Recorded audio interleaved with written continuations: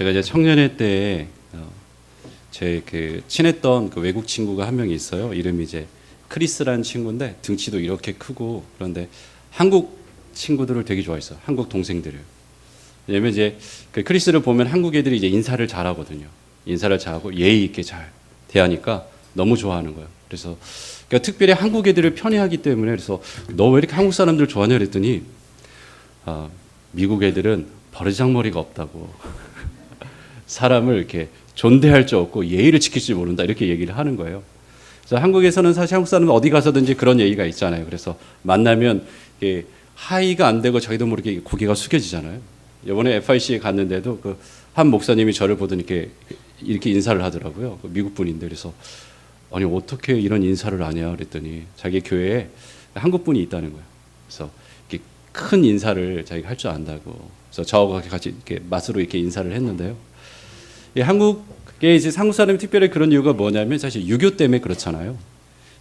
우리 가운데 이제 500년 동안 조선 통치 이념이 우리 유교였잖아요. 그래서 질서와 예의와 순종이 강조가 됐습니다. 그렇지만 이제 이 한국 이 상황 가운데서 복음이 들어온 지 약 100년이 됐지만 여전히 이 한국적 상황에서 율법주의, 유교를 사실 벗어나는 게 참 많이 어려운 것 같아요. 그래서 이제 우리 FIC를 이제 시작한 우리 스티브 고스도 와서 잠깐 얘기하는데, 외부 사람으로서 하는 말은 뭐냐면 한국 교회의 가장 큰 문제는 율법주의다, 이렇게 얘기를 하더라고요. 율법주의가 뭡니까? 유교에서 말하는 것이 뭐죠? 이 패단, 나타나는 패단이 형식과 거칠애가 너무 이제 중요해지는 거예요. 그래서 율법주의에서 어떤 일이 벌어지냐면 이 형식이 내용과 정신을 대체해버리는 일들이 벌어지는 거죠. 그래서 실제 그 시간이 지나면 지날수록 알맹이는 없어지고 껍데기만 남는 것들을 경험하게 되는데요. 우리 사실 교회에서 예배드리거나 교회 여러 가지 일들 가운데서도 우리가 그것을 경험할 수 있어요. 여러분, 성경에서는 예배를 어떻게 드린다고 말합니까? 성령과 진리로 예배드리라고 얘기를 했죠. 우리 마음을 주 앞에 드리면서, 특별히 오늘 본문을 보면 내가 하나님의 성령으로 봉사하고가, 이 봉사라는 단어가 예배하다는 거거든요. 하나님의 성령으로 내 마음을 드리면서 예배를 드려야 되는데, 우리가 그런 때가 있죠. 이제 예배 시간 1시간 반을 딱 채우고 나면 어떻습니까? 하나님을 만나진 않았는데, 내 마음은 드리진 않았는데 내가 오늘 해야 할 도리 다 했다, 이러면서 마음에 갑자기 확신과 평안함을 가지고 이렇게 갈 때가 많이 있어요. 그게 이제 우리도 모르게 형식을 지켜가면서 나타나는, 관계에서는 채워지지 않았지만, 만나지 않았지만 만났다고 착각하는 일들이 벌어지는 거죠. 저희가 주기도문을 매번 이렇게 하는데 어떻습니까? 원래 주기도문은 정말 이거 멈추면서 내 마음에 담겨진 거 가지고 하나필을 쭉 올려드려야 되는데, 어느 순간 주문처럼 외우고 있는 우리 자신들을 발견하게 되는 거죠. 이런 우리도 모르게 이런 하나하나가 교회 안에 쑥 조금씩 차근차근 들어와 있어요. 직분도 섬김을 위한 것인데 한국 교회가 어떻게 됩니까? 명예직들이 막 생겨나는 거예요. 우리 사실 직분이 명예직이 필요합니까? 섬기는 사람들 위해서 그런 거거든요. 그러니까 그런 모든 것들이 유교와 이렇게 믹스되면서 한국 교회에 여러 가지 어려운 것들이 있는데요. 이런 현상이 빌립보 교회에서도 여러분 나타납니다. 근데 빌립보 교회에서는 그런 여러 가지, 제가 말한 여러 가지보다 더 중요한 사람의 구원에 대해서, 그리스도인의 삶의 기초인 구원의 문제를 흔드는 거였어요. 유대주의자들이 흔드는데 이들이 이런 주장을 해요. 사도행전 15장 1절을 보면 어떤 사람들이 유대로부터 내려와서 형제들을 가르치되 너희가 모세의 법대로 할례를 받지 아니하면 능히 구원을 받지 못하리라, 이렇게 얘기합니다. 사도행전 15장 5절에서도 바리새파 사람 중에 어떤 믿는 사람들이 일어나 말하되 이방인에게 할례를 행하고 모세의 율법을 지키라 명하는 것이 마땅하니라 말합니다. 무슨 말 하는지 알겠어요? 구원 받으려면 믿음으로만 되지 않는다는 거. 믿음 플러스 할례를 행하고 율법을 지켜야 된다고 말합니다. 왜 그럴까요? 복음을 들었음에도 불구하고 자신들 안에 뿌리 깊숙이 박혀있는 율법주의를 벗어나지 못하는 거죠. 복음을 들었지만 율법주의 안에서 자기가 채색해서 입어버리는 거예요. 중심은 변하지 않는 거죠. 복음은 진짜 제대로 경험하지 못한 거죠. 복음이 들어올 때 사람 안에 어떤 일이 벌어지냐면 기존의 질서를 깨버리거든요. 누구든지 그리스도 안에 있으면 새로운 피조물이라. 그래서 새로운 피조물로서 새로운 질서를 만들어 가는데 우리 안에 관성이 있어요. 이전에 있었던 그 관성대로 돌아가고자 하는 관성도 있거든요. 왜요? 복음이 가져다 주는 혼돈과 여러 가지 복잡한 것들을 피해서 예전에 머무르고 싶어요. 그러면 어떠냐면 예전에 내가 붙들고 살았던 그 껍데기, 형식들로 쑥 들어가게 되어 있어요. 그것이 더 안전하다고 느끼거든요. 지금 이들이 그렇게 하는 거예요. 어떻습니까? 복음을 들었음에도 불구하고 율법주의로 가게 되는 거예요. 그래서 할례를 강조합니다. 왜 이스라엘 백성의 할례가 중요하겠습니까? 아브라함에게 언약할 때 할례는 하나님의 언약 백성으로서의 상징이었어요. 하나님께서는 심지어 할례를 행하지 않으면 내 백성 중에 끊어지리라고 얘기를 하셨어요. 그래서 이스라엘 백성들이 끈질기게 이 할례 행하는 것들을 지켜나갔습니다. 그런데 할례의 진정한 의미는 하나님의 언약 백성으로의 상징이잖아요. 하나님의 언약 백성이라면 하나님의 백성의 삶의 모습들이 나타나야 되거든요. 그런데 이들이 할례를 행하고 자기는 스스로 하나님의 백성이라고 착각하는 일들이 벌어지기 시작했죠. 그래서 시간이 흘러서 예레미야 때에 어떤 얘기를 하냐면 너희는 할례를 살가죽을 벗겨내는 것이라고 생각하는데 진짜 너희들이 할 것은 뭐냐면 마음 가죽을 베어야 된다 얘기합니다. 너희 죄를 끊어내고 하나님의 백성으로 합당하지 못한 행신들을 베어내는 것, 그것이 진정한 할례라고 이야기를 하죠. 그런데 어떻습니까?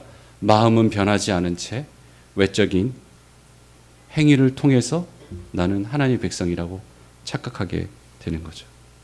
이 할례의 의미는 사실 예수 그리스도의 십자가, 그분의 죽음과 부활로 말미암아 그분의 피로 맺은 새 언약으로 말미암아 여러분 완성이 되어 있어요. 그런데 이들은 여전히 그 율법과 할례가 가리켰던 그리스도를 붙잡기보다는 자신들이 과거에 머물렀던 그 편안한 그 틀에 안주하고 있는 것이죠. 그래서 이들이 하는 것은 뭐냐면 십자가로 충분하지 않다. 예수님만 믿는다고 되는 게 아니다. 너희가 행실을, 율법의 행위를 해야지 구원받는다고 이야기를 합니다. 이것은 단지 율법주의자, 유대주의자들만 말하는 것이 아니라 카톨릭에서도 얘기를 하죠. 믿음으로만 충분하지 않다. 선행을 해야 된다고 얘기를 합니다. 그런데 구원의 조건에서 그 어느 곳에도 우리의 행위가 중요하지 않아요. 에베소서 2장 8절 보면 이렇게 얘기해요. 너희는 그의 은혜에 의하여 믿음으로 말미암아 구원을 받았으니 이것은 너희에게서 난 것이 아니요 하나님의 선물이라. 행위에서 난 것이 아니니 이는 누구든지 자랑하지 못하게 함이라. 사람의 어떠한 행위도 구원받기에 합당하지 않는 거죠. 이 내면이 심각하게 부패되어 있는데 그 부패된 마음으로 행하는 모든 것들이 다 더러운 거예요. 그래서 이 내면이 바뀌려면 십자가가 아니면 되지 않는 것입니다. 사도 바울이 이것을 깊게 경험했거든요.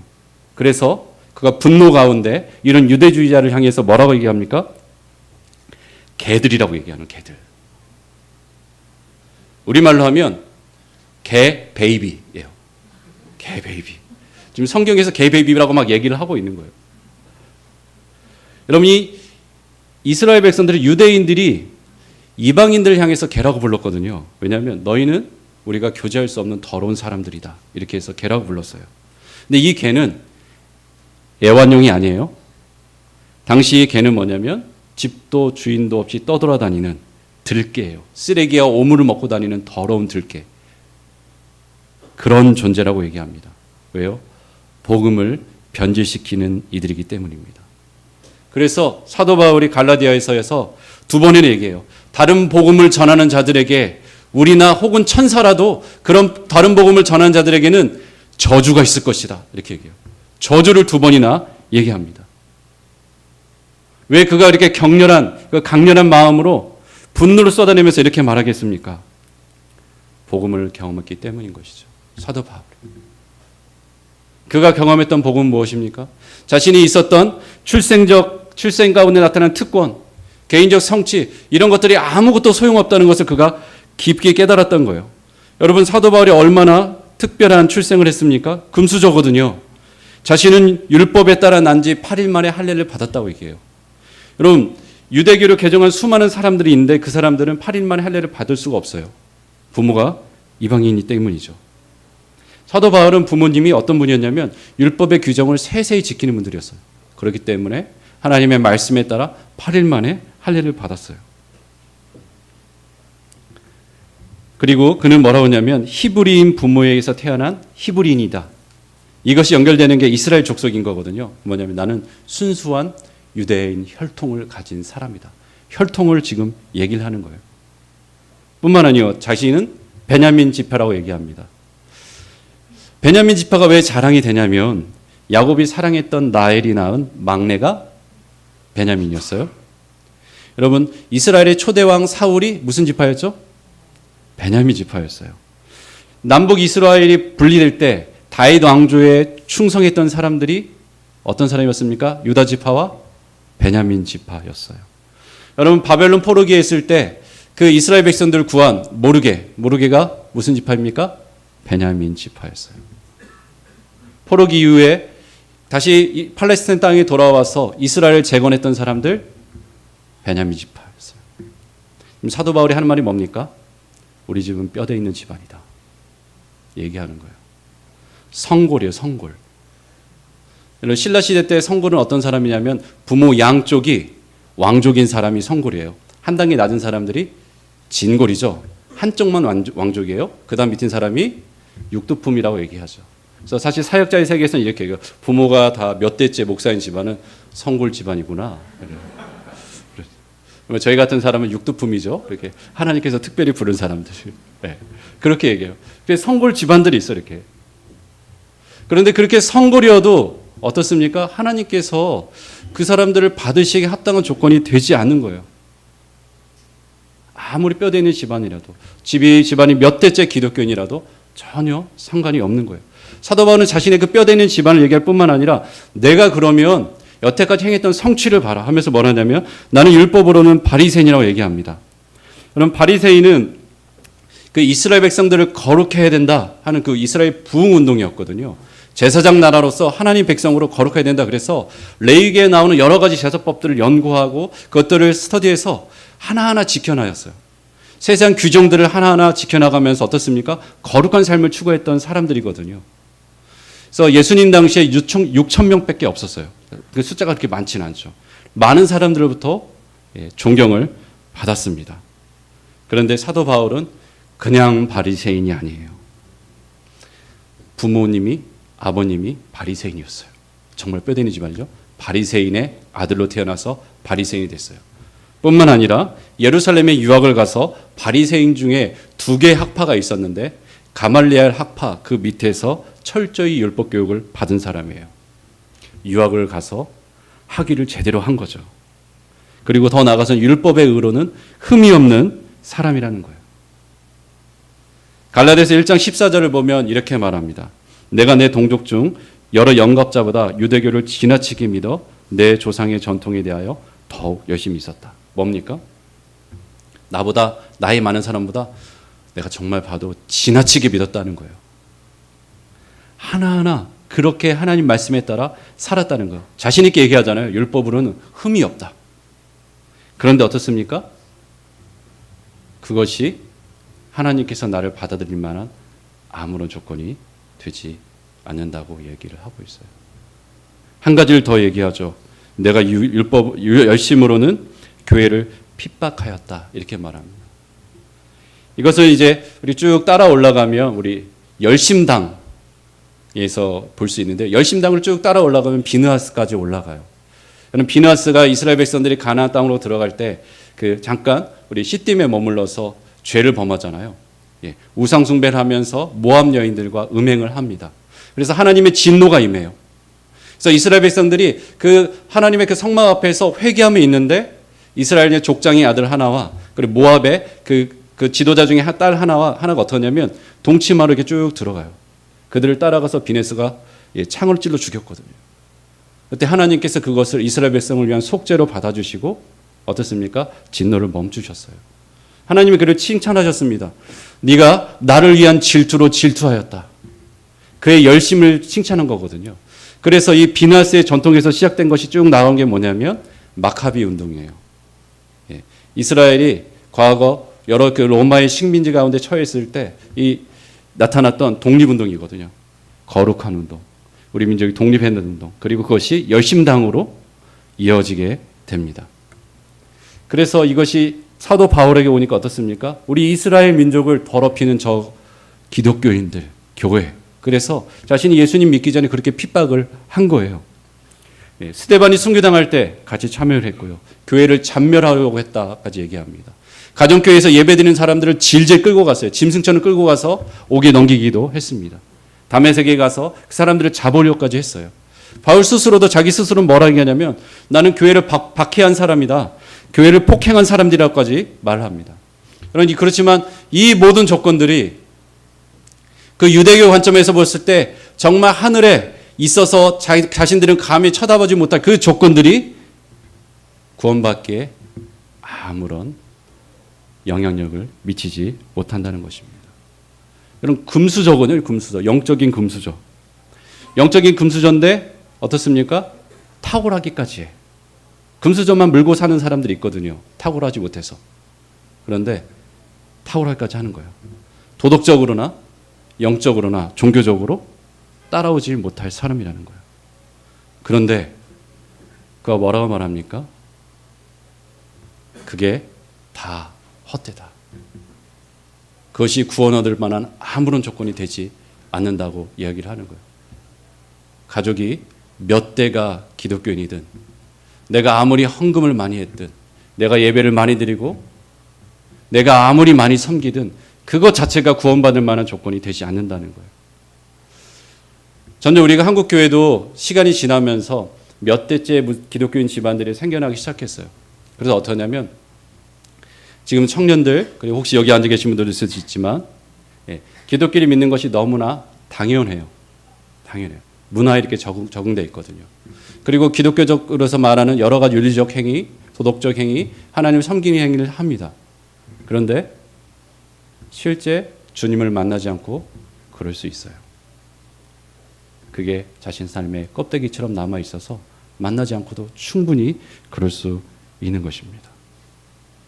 그래서 돌아봐야 돼요. 특별히 우리 모태신앙이신 분들은 돌아봐야 돼요. 내가 정말 주님을 만남으로 주님을 사랑함을 하고 있나? 아니면 어렸을 때부터 익숙해서 그 익숙한 가운데 하고 있나? 나는 정말 주님을 만난 내 삶의 증거가 있나? 이것들을 고민을 해봐야 되는 것이죠. 사도 바울은 그것이 철저히 깨져버린 사람이에요. 자신이 의지했던 것, 하나님 앞에서 세웠던 것들, 그 모든 것들이 다 무너져요. 그리고 뭐라냐면 헛되다. 헛된 것을 넘어서 뭐라고 합니까? 해로 여기고 배설물로까지 여긴다고 말합니다. 여러분 배설물은 말 그대로 음식 찌꺼기 또는 어떤 것 씁니까? 똥을 얘기해요. 똥. 그 어떤 것도 하나님 앞에 자신을 세우지 못하기 때문에 똥과 같은 것이다. 이렇게 말을 합니다. 왜요? 그리스도만이 나를 구원할 수 있고 그리스도만이 내 삶의 의미가 되기 때문인 것입니다.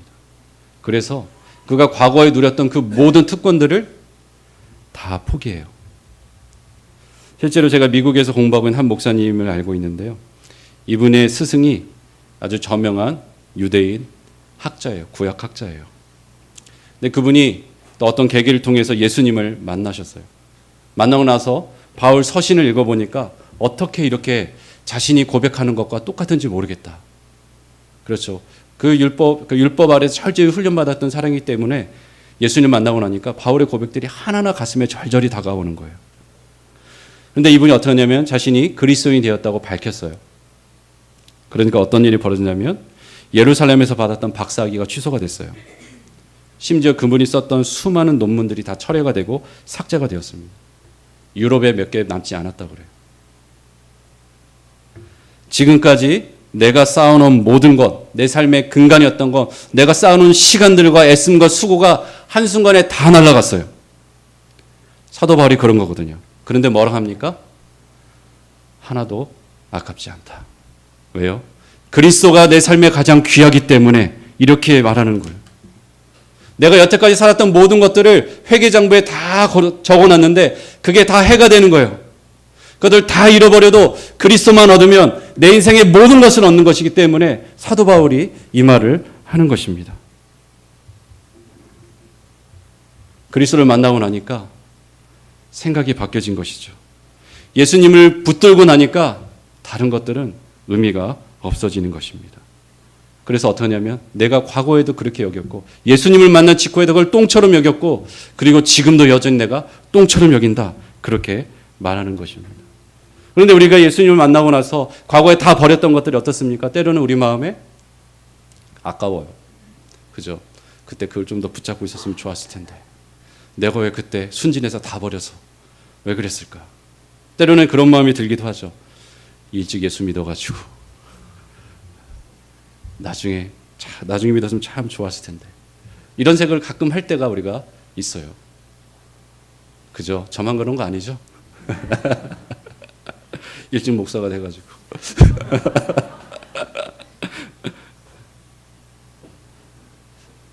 한 분이 저희 이번에 그리스도인의 자유에서 그리스도인의 자유에는 여러 선포문을 이제 노래로 만드신 분이 있어요. 되게 유명한 싱어송라이터인데요. 이 사람이 4살 때부터 피아노를 치면서 이렇게 노래를 했던 분이에요. 그러니까 얼마나 탁월하게 잘하겠습니까? 실제 이분이 시드니 올림픽의 주제곡을 쓴 분이에요. 그러니까 싹 3.9억 명의 사람들이 그분의 노래를 다 들었어요. 그리고 수많은 상들을 받았습니다. 근데 그분이 그리스도인의 자유 이 훈련을 쭉 거치면서 자기가 깊게 깨달았다는 거예요. 뭐냐면 사람들이 다운로드 받는 거, 사람들이 자신에 대한 평판, 그리고 자신에 대해서 어떻게 대하는지 이것이 어느덧 모르게 내 자신이 되어 있다는 것을 발견했다는 거예요. 그리스도 안에 있는 자기 정체성이 아니라 사람들의 그 기대와 사람들이 날 바라보는 것들과 내가 받았던 수많은 상들이 어느덧 내가 되어버렸다는 거예요. 그것이 내가 아니라 그리스도 안에 있는 나. 그리스도께서 말하는 나가 진짜인데 어느덧 그걸로 덕지 칠하면서 만족해하고 있는 자신을 발견했다고 말합니다. 그래서 그분이 어떻게 한지 아세요? 다 버렸어요. 영적으로 버렸다고 생각할 수 있겠어요? 진짜 다 버렸어요. 진짜. 그리고 그 모든 것이 그리스도 안에 내가 어떤 존재인지 설명할 수 없다고 얘기하는 거예요. 그래서 그 안에 견고히 서 있고 간증하는 것을 제가 드렸어요. 그런 거거든요.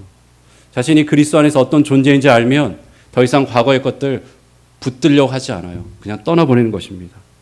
왜요? 그리스도께서 나를 바라보며 무엇이라 말하는지가 가장 중요하거든요. 사람들의 평판이 그렇게 중요하지 않아요. 사람들이 뭘 하는지 그렇게 중요하지 않아요. 내 인생의 가장 중요한 분이 그리스도이기 때문인 것입니다. 어떻게 그런 삶을 살 수 있을까? 매일의 삶에서 그리스도를 생생하게 체험할 때만 그것이 가능해요.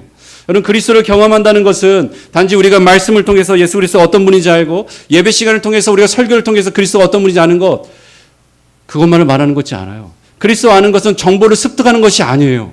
그리스도 아는 것은 삶에서 생생하게 경험하는 것입니다. 여러분, 이것이 성경에서 어떻게 사용되냐면 가브리엘 천사가 마리아를 찾아왔어요. 찾아서 뭐냐면 너에게서 메시아가 날 것이다. 그랬더니 뭐라고 말합니까? 아니, 내가 남자를 알지 못하는데 어떻게 아기를 뵐 수 있습니까? 이렇게 물어봅니다. 이 말이 어떤 것입니까? 성관계를 하지 않았다는 거예요. 이것을 성경에서 알미라고 얘기해요. 그럼 이 알미 어떤 거죠? 생생한 인격적인 개인적인 알을 얘기해요. 사도 바울이 그리스도를 생생하게 인격적으로 만나고 있다고 이야기를 하는 것입니다. 머리로 배우는 게 아니에요. 말씀을 보고 배우고 성경으로 묵상하는 그게 다가 아니에요. 삶으로 경험되는 거예요. 그래서 사도 바울이 10절에 이렇게 얘기하잖아요. 내가 그리스도와 그 부활의 권능과 그 고난의 참여함을 알고자 하여 그의 죽으심을 본받고 싶다. 이렇게 말합니다. 내가 그리스도를 알고 싶고 그 부활의 권능을 알고 싶고 그 고난의 참여함을 통해서 그리스도를 알고 싶다. 이렇게 말합니다. 뭡니까? 삶에서 그러고 싶다고 이야기를 하는 거예요. 여기에서 일상생활의 영성이 나오는 것입니다. 일상생활의 영성은 고상하게 앉아서 되어지는 것이 아니에요. 삶에서 치열하게 살아감을 통해서 나오는 거예요. 우리가 지난주에 십자가의 의미에 대해서 배웠습니다. 십자가를 지고 가는 삶. 자기 자신이 죽고 자기가 죄가 죽는 것, 그거에 대해서 배웠어요. 그런데 여러분, 한편으로는 그것이 영적인 의미지만 실제적으로 그 당시 사람에게 십자가는 뭐였냐면 고난받는 삶이었거든요. 자기가 죽을 수도 있는 거였거든요. 사람들은 또 수치를 당하는 거였어요. 근데 어느덧 우리는 어떠냐면 그 십자가에 실제 사람들이 느꼈던 그것을 빼고 우리 안에서 내 죄의 문제, 내 연약함의 문제만 매몰될 때가 많이 있습니다. 사도 바울은 뭐라고 말합니까? 고난에 참여함을 통해서 그분을 알고 싶다고 얘기하는 거예요. 여러분, 이 고난에 참여한다는 것이 영어로 보면 The Fellowship of His Suffering이라고 말합니다. 그리스도와 인격적 교제를 누리는데 어떤 삶에서 그런 교제를 누리냐? 고난받는 삶을 통해서 누린다고 이야기를 하고 있습니다. 고난받는 자리에서 그리스도를 경험한다는 거예요. 여러분, 우리가 신앙이 성장하면서 어느 순간 더 이상 잘하지 않을 때가 찾아옵니다. 그때는 어느 때냐면 그리스도를 삶으로 만나고 알아가야 할 때거든요. 고난의 자리에 나아가야 할 때예요. 십자가를 지고 새로운 삶으로 살아가야 할 때인 것이죠. 아니, 어떻게 고난받는 자리에서 그리스도를 더 알 수 있게 될까? 베드로전서 4장 14절에 이렇게 말합니다. 너희가 그리스도의 이름으로 치욕을 당하면 복 있는 자로다. 영광의 영, 곧 하나님의 영이 너희 위에 계심이라. 하나님의 영이 우리 안에 거하시잖아요. 그런데 그분이 고난받는 사람에게 위에 임하고 계신다는 거예요. 그 말은 무슨 말입니까? 하나님께서 이전과 다른 친밀함으로 그 사람 가운데 찾아가시고 임재하신다고 이야기를 하고 있어요. 여러분, 스데반이 순교할 때 어떻습니까? 하늘을 우러러 하나님의 영광과 및 예수께서 하나님 우편에 서신 것을 보고 말하되 보라, 하늘이 열리고 인자가 하나님 우편에 서신 것을 보노라 한데 이렇게 말합니다. 여러분, 성경을 보면 예수님께서 늘 하나님 보좌 우편에 앉아 계세요. 하나님께서 예수님께서 십자가 사건 이후로 부활승천하시고 나서 우편에 앉아 계시거든요. 그런데 스데반에게 어떤 일이 벌어졌습니까? 일어서 계시는 거예요. 모든 것을 십자가를 통해서 완성하신 그분이 앉아있지 않고 일어서 계시는 거예요. 왜요?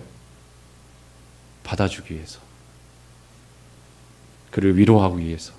그 고난의 순간에, 죽음의 순간에 견딜 수 있도록 하기 위해서 하늘문을 여셔서 직접 보여주시는 거예요. 사도 바울도 그랬죠. 사도 바울이 노아로 압송되는 과정 가운데 하나님께서 이렇게 말합니다. 주께서 바울 곁에 서서 이르되 담대하라. 내가 예루살렘에서 나의 일을 증언한 것 같이 로마에서도 증언하여야 하리라. 이런 말을 합니다. 그의 곁에 서서 말씀하시는 거예요. 하나님은 고난당하는 성도를 그냥 다두지 않는 거예요. 예수 그리스도께서 직접 오셔서 친밀하게 그 사람 삶에 찾아가 주시고 자신께서 무엇을 하기 원하시는지 보여주시고 삶을 이끈다는 거예요. 왜요?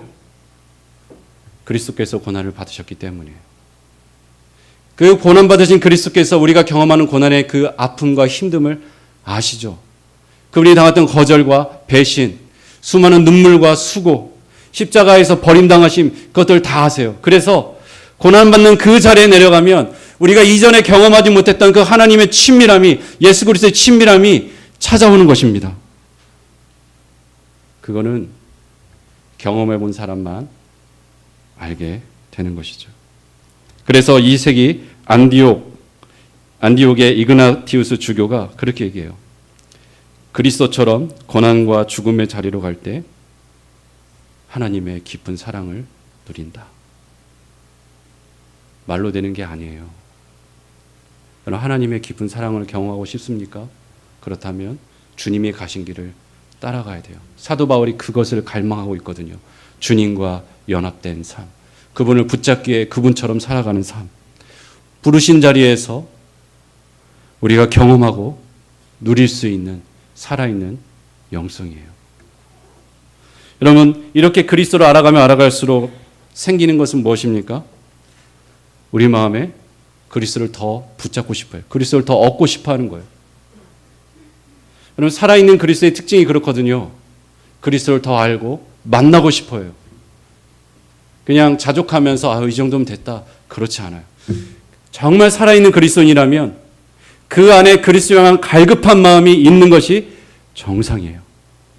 만족하지 못하는 거예요. 사도 바울이 얘기하거든요. 나는 그리스도를 얻고 그 안에서 발견되고 싶다. 이렇게 얘기해요. 이미 그리스도를 얻었음에도 불구하고 그리스도를 얻고 싶은 거예요. 왜요? 불만족스러워요, 지금. 목마를 때 마치 바닷물을 마신 것처럼 계속해서 목이 타는 거예요. 그렇게 그리스도를 추구하게 되어 있습니다. 그리스도를 더 알고 싶어 해요.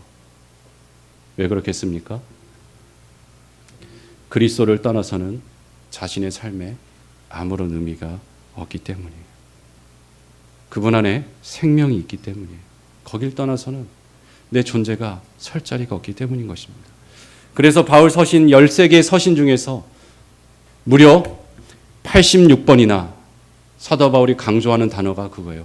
그리스도 안에서, 그리스도 안에서, 그리스도 안에서, 그리스도 안에서. 나는 그리스도 안에서 내가 발견되기 원하고, 그리스도 안에서 내가 어떤 존재인지 알기 원하고, 다른 사람이 나를 볼 때도 그리스도 안에서 나를 봤으면 좋겠다. 그것이 그가 추구하는 것이죠. 예전에 저에게 영어를 가르쳐 주셨던 그 미국 선교사님이 계셨습니다. 그분이 브라질의 선교사로 거의 평생을 헌신했던 분이에요. 80이 넘으셨던 할아버지신데 저와 아침에 같이 콰이트함을 이렇게 하는데 그분이 이런 고백을 했어요. Without Christ, I'm nothing. 그리스도가 없으면 나는 아무것도 아니다. 주 안에 사랑하는 여러분, 자신의 평생의 삶을 선교를 위해서 바쳤던 분이에요. 그런데 자신이 했던 사역들 그것을 붙잡으면서 말하고 있지 않아요. 그분이 붙잡는 건 뭡니까? 그리스도가 아니면 내 삶에 아무런 의미가 없다. 그래서 우리가 신앙이 성장하면 성장할수록 나타나는 것은 무엇이겠습니까? 그리스도가 더 선명해지는 거예요. 그리스도를 더 붙들게 되고 그리스도를 의지하게 되는 것이죠. 왜요? 그분이 없으면 내 삶이 아무것도 아니기 때문인 것이죠. 그래서 사도 바울이 어떻게 합니까? 그리스도를 알기 위해서, 그리스도를 발견하기 위해서 달려갑니다. 3장 12절인데 우리 다 같이 한 목소리 읽어볼까요? 빌립보서 3장 12절입니다. 시작. 내가 이미 얻었다 함도 아니요 온전히 이루었담도 아니라 오직 내가 그리스도 예수께 잡힌 바 된 그것을 잡으러 달려가나. 아멘. 끊임없이 달려갑니다. 그렇게 그리스도를 알고 붙잡기 위해서 달려가는 그 삶이 어떻습니까? 교회에서, 세상에서 나타나요. 바울은 갈라디아 성도를 향해서 이렇게 말합니다. 갈라디아서 4장 19절에 나의 자녀들아 너희 속에 그리스도의 형상을 이루기까지 다시 너희를 위하여 해산하는 수고를 한다. 사도 바울은 자신 안에 그리스도께서 역사하셔서 하나님의 은혜를 베푸셔서 자기 자신을 그리스도답게 만들어가는 그 은혜를 알고 있어요. 그리스도를 붙잡고 그리스도를 사랑하며 그리스도를 알기 위해서 나아갈 때 자신이 점점 그리스도가 닮아가는 그리스도가 되어서 그리스도처럼 닮아가는 모습을 알고 있습니다. 그런 은혜의 역사를 아는 거예요. 그런 것처럼 자신이 섬겼던 갈라디아 성도를 향해서 내가 어떻게 너희를 섬겨도 내가 얼마나 많은 대가를 치르고 고통스러웠든 내가 해산하는 수고를 하든 나에게 일어났던 그 하나님의 역사가 너희에게도 일어나길 소원한다. 너희 안에 그리스도의 형상을 이루기까지 내가 결코 포기하지 않겠다. 이 말을 하는 것입니다. 이 과정을 통해서 사도 바울이 알게 되는 것은 무엇입니까? 성도들 안에 있는 그리스도를 만나기 시작하는 거예요. 주 안에 사랑하는 성도 여러분, 또 조장 여러분, 교회 여러 리더십 여러분, 우리가 사람을 섬기는 것은 그 사람의 여러 연약함과 아픔, 힘듦, 그것들을 섬기는 것이기도 합니다. 근데 보다 근본적인 것은 뭐냐면 그 사람 안에 있는 그리스도를 발견하고 만나는 거예요. 그 사람 안에 그리스도의 형상이 이루어지기까지 수고하는 거예요. 사도 바울이 그들을 섬기면서 발견하는 것이 그것입니다. 그들 안에 역사하시는 그리스도, 그들을 만들어가는 그리스도를 그가 만나는 것이죠. 마태복음 25장 35절에서 40절에 이렇게 말합니다. 내가 줄일 때 너희가 먹을 것을 주었고 목마를 때 마시게 하였고 나그네가 되었을 때 영접하였고 헐벗을 때 옷을 입혔고 병들었을 때 돌아보았고 옥에 갇혔을 때 와서 보았느니라. 이에 의인들이 대답하여 이르되 주여 우리가 어느 때에 주께서 줄이신 것을 보고 음식을 대접하였으며 목마르신 것을 보고 마시게 하였나이까. 어느 때에 나그네 되신 것을 보고 영접하였으며 헐벗으신 것을 보고 옷 입혔나이까?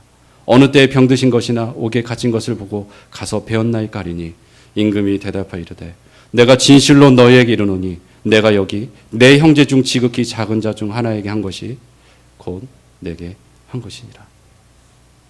그래서 우리의 섬김은 그리스도를 섬기는 것입니다. 그 사람 가운데 역사하시는 그리스도를 만나는 거예요.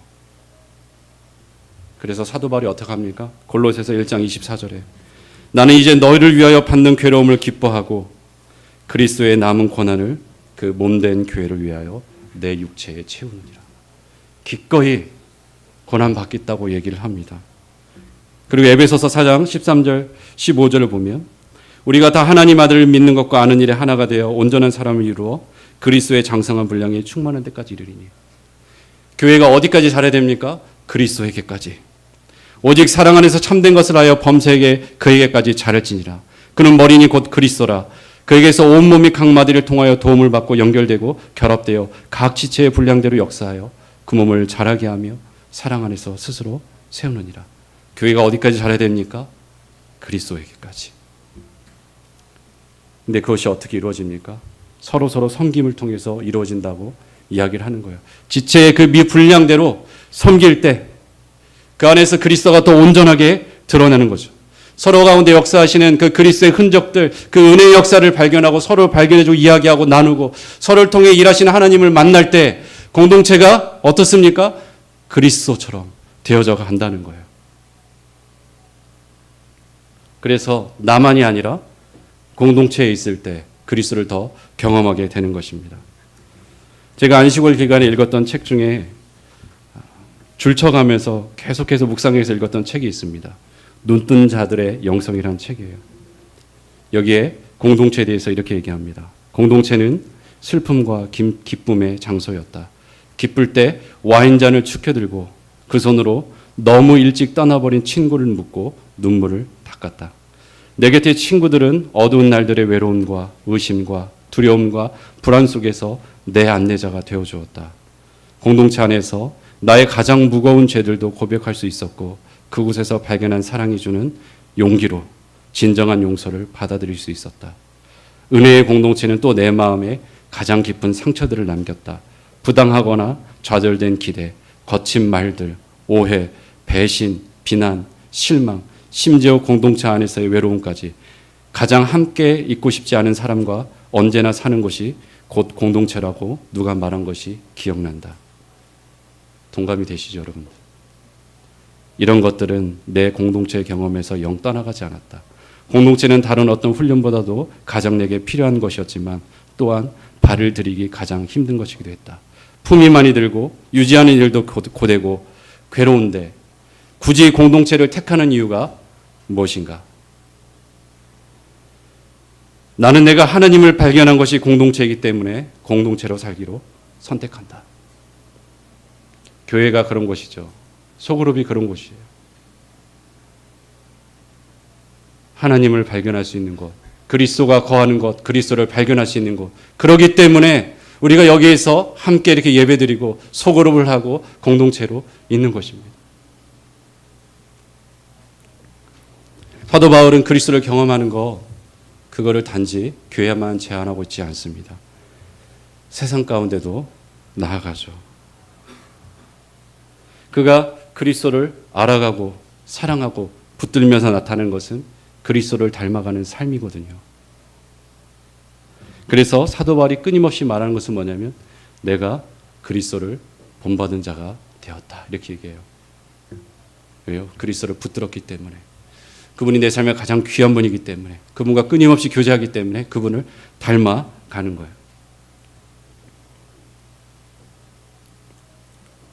여러분 이런 역동을 눈뜬 자들의 영성을 보면 이렇게 얘기합니다. 몇 년 전에 남인도에서 보육원 2곳을 세우는 일을 도와주었다. 그 중에 하나는 심각한 신체적, 정신적 장애를 지닌 아이들을 위한 시설이었다.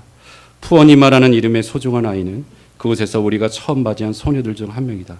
푸어니마는 우리와 4년 반을 함께 지냈다. 사랑의 선교의 건물 앞에 버려진 그 아이를 안아들던 나를 기억한다. 이 소녀의 짧은 삶에 피난처가 되어줄 보육원으로 나는 이 불구의 아이를 안고 들어갔다. 부모님만은 몸의 근육을 전혀 통제할 수 없었다. 스스로 음식을 먹기는커녕 앉아 있을 수도 없었다. 무언가 필요할 때 내뱉는 외침과 신음 외에는 의사소통도 하지 못했다. 푸어니어는 눈과 귀가 멀었다. 그러나 첸나이에 있는 한 사람이 이 귀여운 아이를 만나고 나온 후 이렇게 말했다. 이 아이의 보지 못하는 눈을 통해서 저는 사랑으로 저를 돌보시는 하나님을 보았습니다. 여러분, 이것이 일상생활의 영성이에요. 내 일상에서 사람들 대할 때 그 안에 역사하시는 그리스도를 만나는 것, 그리고 그리스도를 만나고 그분과 함께 거하는 것을 기뻐하는 것, 그것이 가능할 때 그리스도를 닮은 삶을 얘기하는 것, 그것이 가능할 때 바울처럼 내가 그리스도를 본받은 사람이 되었다 이렇게 얘기를 합니다. 저는 제가 가장 좋아하는 이름 중에 하나가 뭐냐면 크리스토퍼예요. 크리스토퍼. 줄여서 크리스라고 얘기하는데요. 그 이름을 왜 가장 좋아하냐면 크리스토퍼의 이름 뜻이 크라이스트 베어러예요. 그리스도를 품고 사는 사람들, 그리스도를 지고 살아가는 사람들, 그 안에 그리스도의 향기가 나는 사람들. 사도행전 11장 26절에 나오죠.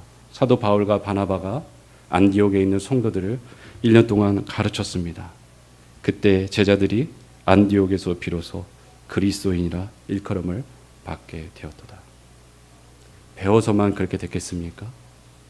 외부에서 그렇게 불렀다는 거예요. 삶이 그리스도를 따르는 삶처럼 되는 것이죠. 주 안에 사랑하는 여러분, 선교는 무엇이겠습니까? 내가 그리스도처럼 살아가는 거예요. 구제도 그렇고요.